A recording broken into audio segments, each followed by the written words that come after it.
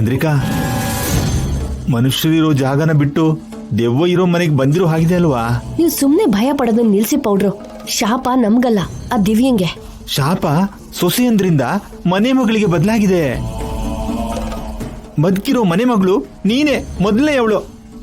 ದಿವ್ಯಗೆ ಬದಲು ಆ ಶಾಪ ನಿನ್ ಜೊತೆ ಶುರು ಮಾಡಿದ್ರೆ? ಏನ್ ಪೌಡ್ರು ನೀವ್ ಹೇಳ್ತಿರೋದು? ಶಾಪ ನನ್ನ ಸಾಯಿಸತ್ತಾ? ಚಾನ್ಸ್ ಇದೆ ಅಂತಿದ್ದೀನಿ. ಹಾಗೇನು ಆಗಲ್ಲ. ಆ ಮಾತಕ್ ಬಂದ್ರೆ ನಮ್ಮ ಅಜ್ಜಿ ಕೂಡ ಈ ಮನೆ ಮಗಳೇ. ಶಾಪ ಮುದ್ಕಿ ಜೊತೆಗೆ ಶುರು ಆಗತ್ತೆ. ನಾಳೆನು ನಾಡಿದ್ದು ಹೋಗೋ ಪ್ರಾಣ ಶಾಪ ಅವ್ರನ್ನ ಸಾಯಿಸಿ ಏನ್ ಮಾಡ್ಕೊಳ್ಳತ್ತಮ್ಮ? ನೋಡೋಕೆ ದಷ್ಟ ಪುಷ್ಟವಾಗಿದೀಯಾ, ಶಾಪದ ಕಣ್ಣು ನಿನ್ ಮೇಲೆ ಬೀಳುತ್ತೇನೋ. ಅನವಶ್ಯಕವಾಗಿ ನನ್ನ ಭಯ ಪಡಿಸ್ಬೇಡಿ ಪೌಡ್ರು. ಒಂದ್ ದಿನ ಆದ್ರೂ ಈ ಆಸ್ತಿನೆಲ್ಲ ಅನುಭವಿಸಿ ಸಾಯ್ತೀನಿ ಹೊರತು ಮೊದ್ಲೇ ಸಾಯಲ್ಲ. ದೇವತೆ ಕಣೆ, ಪ್ರಾಣಕ್ಕೆ ಹಾನಿ ಆಗ್ತಿದ್ರು ನಿನ್ಗೆ ಆಸ್ತಿ ಮೇಲೆ ಆಸೆ ಸತ್ತಿಲ್ಲ ಕಣೆ. ನೀನ್ ಹೋದ್ರೆ ನನ್ ಪರಿಸ್ಥಿತಿ ಏನಾಗ್ಬೇಕು? ನಾನು ಇನ್ನೂ ಬದುಕೆ ಇದ್ದೀನಿ ಪೌಡ್ರು. ಅಪಶಕುನ ಮಾತಾಡ್ಬೇಡಿ. ದಿವ್ಯಾನೋ ನಮ್ಮ ಅಜ್ಜಿನೋ ಸಾಯ್ತಾರೆ ಅನ್ಕೊಳ್ಳಿ.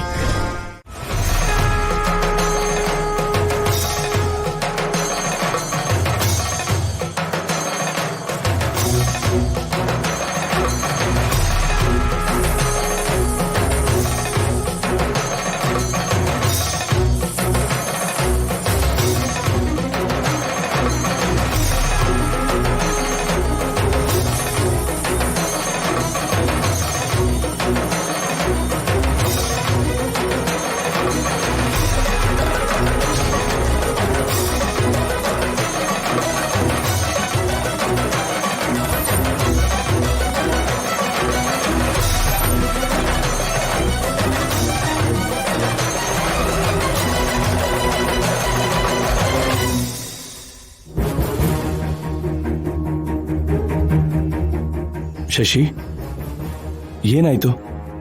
ನನ್ ಹಿಂದೆ ಏನೋ ಇದ್ದಾಗ ಅನಿಸ್ತು.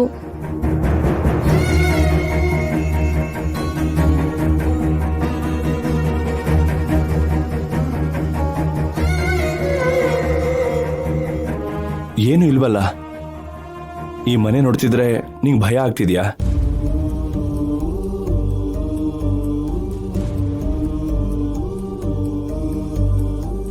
ಭಯ ಪಡಬೇಡ ಶಶಿ, ನಾನಿದ್ದೀನಲ್ವಾ? ಯಾವತ್ತೂ ನಿನ್ ಜೊತೆಯಾಗಿ ಪಕ್ಕದಲ್ಲೇ ಇರ್ತೀನಿ.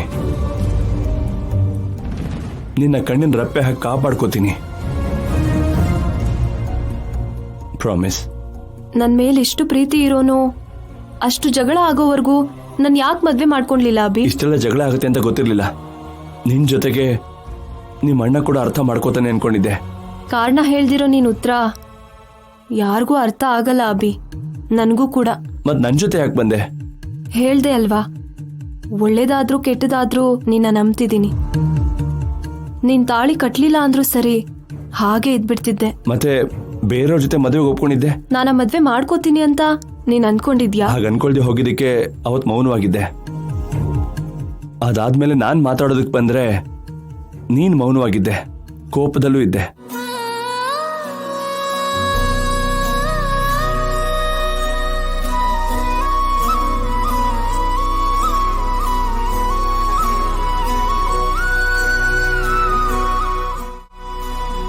ನನ್ಗೆ ನೋವು ಕೊಟ್ರು ಸಂತೋಷ ಕೊಟ್ರು ಇನ್ಮೇಲೆ ಎಲ್ಲ ನಿನ್ನಿಷ್ಟಾನೆ ಅಭಿ.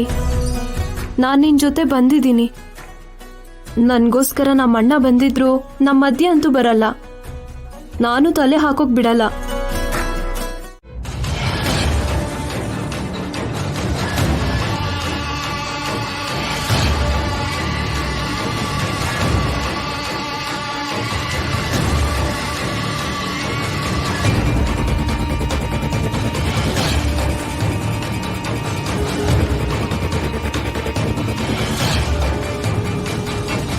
ಏನಮ್ಮ ಹಾಗಿದೀಯಾ?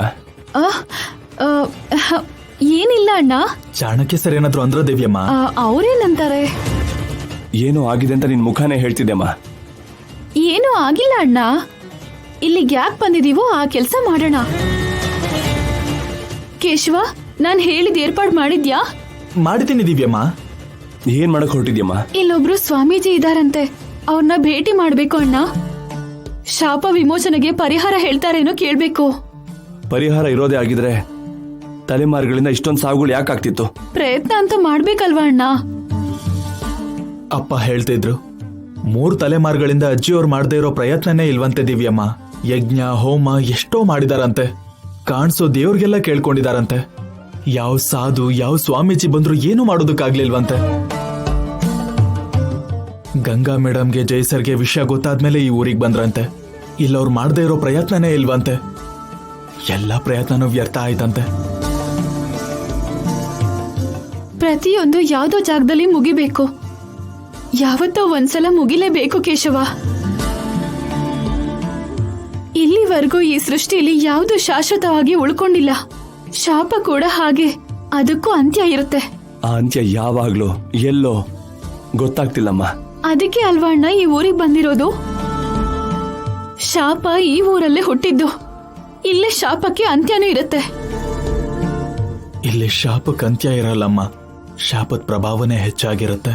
ಈ ಊರಿಗೆ ಬರ್ತಿದ್ದ ಹಾಗೇನೆ, ಈ ಮನೆ ಕಾಲಿಡ್ತಿದ್ದ ಹಾಗೇನೆ ಏನೋ ಏನೋ ಗೊತ್ತಿಲ್ದಿರೋ ವೈಬ್ರೇಷನ್ ಬಂತು.